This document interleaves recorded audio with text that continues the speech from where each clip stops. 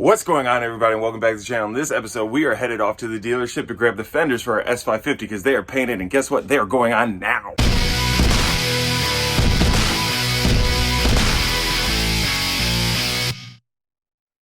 Once again, I did a horrible job of being a YouTuber, and I didn't really record much of what just happened, but we have our fenders back from paint. I'm really excited to start getting these back on the car. It's been far too long. Once again, I took them to Plant Ford Collision Center off of 45 in Houston, Texas, or Spring, Texas is technically where it's at. They helped me out and wrapped it up in bubble wrap and cellophane to make sure that nothing gets scratched. All I had to do was bring them my gas cap cover so they could match everything, and we are golden. So we're gonna get back to the garage, put these on, and stand back and just enjoy the fact that this car is almost completed. So as you can see, it's nighttime outside, and I probably should have done this when it was light out, but I had other things going on. I should wait until tomorrow when it is light out again, but tomorrow at the time of me filming this is Thanksgiving, so I want to make sure that I have everything I want to get done so I don't have to deal with this tomorrow or on the weekend, because I'm just impatient and I want to get these fenders on here because we've been waiting a while to get all of this thing put together. So I have my driver's side fender over there we're going to start putting on now. What I have over here is some of the stuff that's going to have to go up in here to put this together. So this here goes up inside the fender area and up against the unibody of the vehicle in between the fender and the body. So that sits right about there. We do have, if you can see, these tree fir push pins in there that will hold it in place. We also have this little piece of, it almost feels and looks like steel wool, but some piece of foam, and that goes in here like so, up against the fender and the front of the frame here.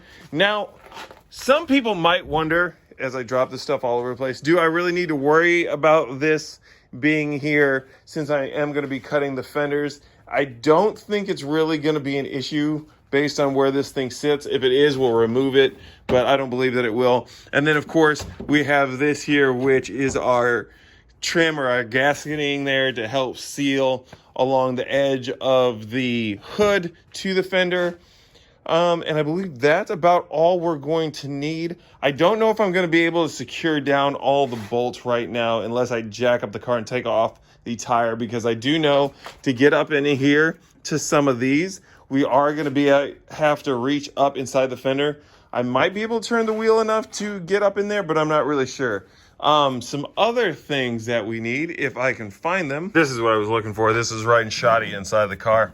So this here is our trim piece or our molding that goes along the bottom of the fender. So we are going to be putting these into the actual fender so they snap in place.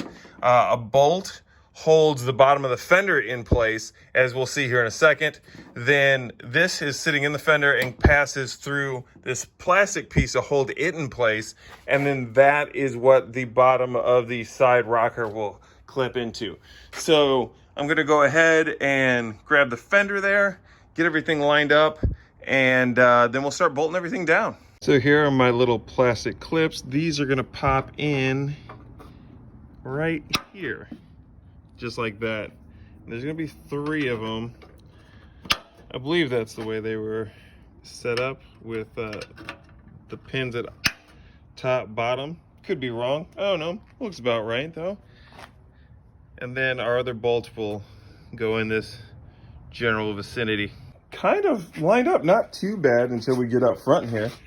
But we have it sitting in there. I got it down in around the hood. We got to put our bolts down in here, up against here, down at the bottom, of course along here. My only worry now is lifting this hood, making sure that it is where it needs to be and it's not going to scrape anything when I lift it, because the last thing I want to do is scratch the shit out of this here. Got the fender on. I believe it's fairly well lined up with the headlight, with the rest of the body lines. Got our gasketing in here. Got all our stuff up in there. You really can't tell it, but trust me, it's in there. Our foam. I'm really feeling like this car is 2 different colors. You can't really see it here on the camera, so maybe when I get it in the actual sunlight, it'll blend and look better. But here in the garage right now, it really looks like it might be two different colors, which would be entirely my fault because I didn't take the entire car in. Yeah, you can kind of see it a little bit there. But I'm hoping, fingers crossed, it won't be bad. Or maybe it won't be noticeable. Or maybe once I get the black stripe on there, everything will even out. Who knows? This little piece here that goes in between the fender and the body, it's in there right now. I'm really thinking this is going to have to be removed when we put the wide body in, when we start cutting. We'll see though. This piece of foam here that goes between the fender and the body up along here, that is in there. But if you look here, like I said previously, these are labeled which side they go on, so I know that I have it on the right side. But right here's where you put the tree fur connector or push pin, that thing right there, the tree fur. So that's where you put it on the 15 to 17. But once I got up in there, I could not find a hole for it. It's actually, you attach it to the fender, there's a hole in the fender, but on the 18 to 20s, it's down here. So this isn't clipped in. It doesn't feel like it's gonna move. It's fairly wedged in there. If I need to, I can probably pop a hole in there, and I might actually do that a little bit later, but I don't feel like doing it right now. I'd have to do it through the inside here.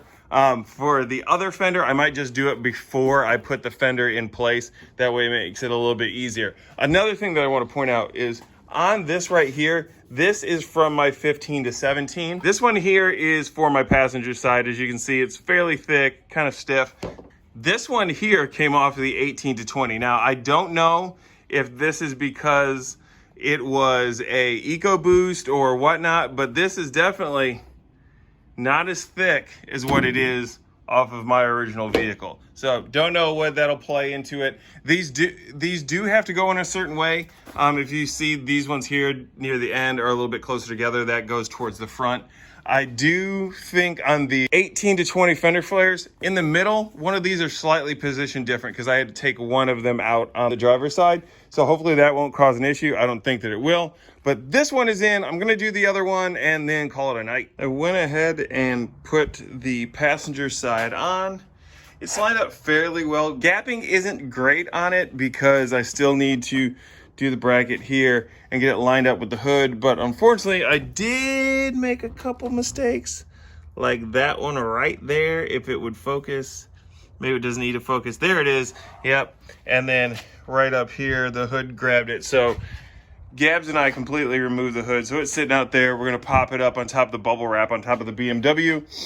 And once I get the other headlight, I will pop that thing in there and then we'll be able to line this hood up correctly. I just want to make sure that we have everything before I start really tightening it down and then having to reconfigure it. I'm going to start looking at getting that off to paint next, probably. I don't know how soon that'll be. And then we need to definitely get the striping on here to finish this out. Because right now, looks a little goofy with the stripes stopping right there, and I think that'll really bring the whole RTR look together. Still waiting on the front bumper to get painted because we need the upper and lower grills before we can do that. We have everything else, though, to get that thing painted. So once we get the headlight, we can go ahead, get that painted, get the upper and lower grill on order from the guys over at RTR, and put this thing together, and the whole front end will be done. The only thing that we will be waiting on then is wide body, and I'm still up in the air. We'll see how it looks when it's done. I'm starting to think this thing looks super, super sexy right now as is, but trust me, I'm sure once I get it done, get it out on the street and drive it around, I'm probably gonna wanna widen it a little bit. Also, if we look over here, this is almost at full lock pretty much, and look at that. We are almost touching. I can't even get a finger in there, so you know the minute we hit a bump or something on track, that thing's gonna hit. So I do think it's beneficial for us to adjust the height slightly and then wide body this thing, and it'll be great. Of course, we'll bring the wheels out a little bit with that. But that's kind of where we are right now with the RTR Spec 2. Again, this was a really impromptu put together due to the fact that we did get those things back from paint today. Next video, I don't know what we're gonna be doing. I'm gonna stop saying what we're gonna be doing in the next video because I always end up shuffling things around because of what's going on. When will you see this? I don't know. Maybe it'll be after we do the brakes on that. Maybe it won't be. Maybe it'll be before. So why would I say what we're going to do next? Just trust that it's going to be awesome and you guys are going to enjoy it. If you're new to the channel, make sure that you go ahead and subscribe, hit the bell notification so you don't miss any of our upcoming videos, and go ahead, give us a like. If you've made it this far, it means you like it. If you haven't, well, then you're not going to see it anyway. So I guess I'll catch you guys next time. Peace.